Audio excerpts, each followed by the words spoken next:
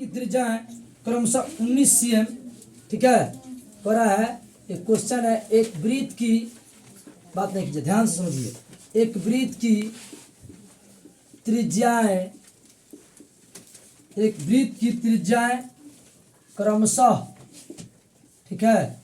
19 cm और 9 cm है ना, 9 cm है। कह रहा है उस वृत्त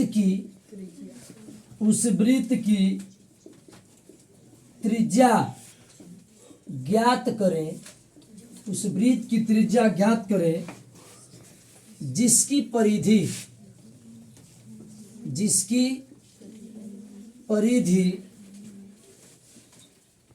इन दोनों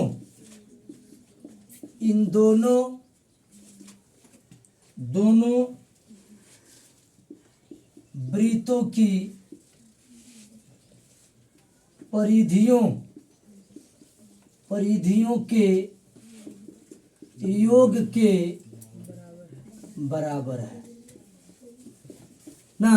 बड़ा ही सुंदर क्वेश्चन है, छोटा है, ठीक है, और यह जो है पूछने का सबसे ज्यादा चांस होता है इस एक्सरसाइज से, समझ रहे ना। तो आपको दे रहा है, कह रहा है कि दो वृत्त हैं, ठीक है जी, दो वृत्त हैं, दो वृत्त में जो है दोनों वृत्त की अलग अलग त्रिज्या दिया हुआ है, ठीक है, एक का 19 cm दिया है और दूसरे का 9 cm दिया है, ठीक है ना जी। अब इसके लिए कुछ शर्त रखा है, एक कह रहा है कि जो है दो वृत्त की अलग अलग त्रिज्या दिया हुआ है, इन दोनों वृत्तों की त्रिज्याओं के लिए एक अलग शर्त दिया हुआ है। कह रहा है उस वृत्त की त्रिज्या ज्ञात करें जिसकी परिधि इन दोनों वृत्तों की परिधियों के योग के बराबर हो, समझ रहे ना। मैंने कह रहा है कि दो गो वृत्त की त्रिज्या दिया हुआ है, ठीक है जी, तो इन दोनों वृत्तों के त्रिज्या जो दिया हुआ है, इनके परिधियों का योग एक अन्य वृत्त के परिधि के बराबर है, ठीक है जी। कह रहा है कि दो वृत्त के त्रिज्या दिया हुआ है, ठीक है जी, तो दोनों वृत्त के जो है परिधियों का योग एक दूसरे वृत्त के परिधि के बराबर है, समझ रहे जी। तो हम लोग क्या करेंगे, यहाँ पर लिखेंगे कि चूंकि, यहाँ पर लिख दिए चूंकि आपको जो है प्रथम वृत्त की त्रिज्या, त्रिज्या, ठीक है, आपको R1 बराबर हो जाएगा कितना, 19 cm, और दूसरे वृत्त की त्रिज्या, ठीक है, दूसरा वृत्त की त्रिज्या R2 बराबर कितना हो जाएगा, 9 cm हो जाएगा, ठीक है जी। अब करें इन दोनों वृत्तों के परिधियों का योग, ठीक है, एक अन्य वृत्त के परिधि के बराबर होता है, समझ जी। तो कह रहा है कि उसी वृत्त की त्रिज्या ज्ञात करना है, ठीक है जी, जिस वृत्त के, ठीक है, परिधि के बराबर इन वृत्तों के परिधियों का योग है, ठीक है जी। जैसे हम लिखेंगे कि चूंकि वृत्त की, ठीक है, अन्य वृत्त की परिधि, ठीक है, बराबर प्रथम वृत्त की परिधि और जोड़ दूसरे वृत्त की परिधि, समझ रहे ना। तो इस वृत्त का परिधि क्या होगा, चलिए 2 पाई और कैपिटल R ले लीजिए का, यहाँ पर जो है कह रहा है कि प्रथम वृत्त की परिधि, तो ये हो जाएगा क्या, तो 2 पाई R1 प्लस 2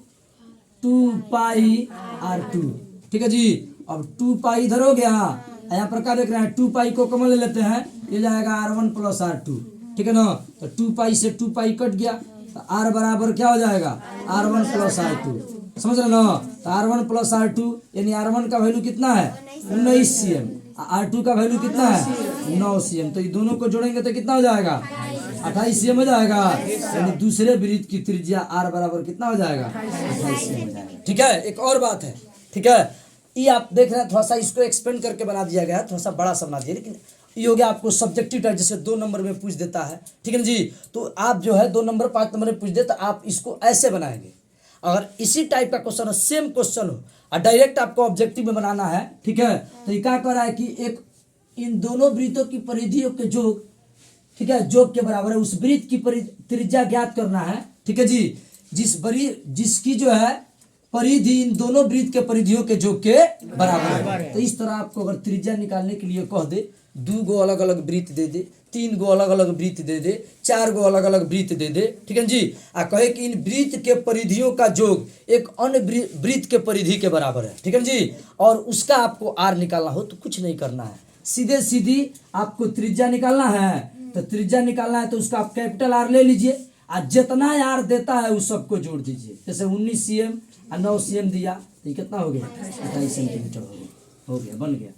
तुम जो है आसानी से। जया मेरे कहने का मतलब यह होगा कि 2 गो 3 गो कईयों को जो है आपको अगर परिधि दिया रहता है, अगर कि उसकी परिधि दूसरे वृत्त की परिधि के योग के बराबर है, समझ जी, उसकी एक नए वृत्त की जो है आप त्रिज्या ज्ञात कीजिए, तो कुछ नहीं करना है, सीधे जो है त्रिज्या बराबर जो एगो त्रिज्या इसमें दिया रहेगा, ठीक है, जैसे इसमें 2 गो दिया है तो 19 cm और जोड़ 9 cm बराबर कितना हो गया, 28 cm। डायरेक्ट ये ऑब्जेक्टिव के लिए आपको हो गया, 10 से आप जो है इसको लगा दीजिए।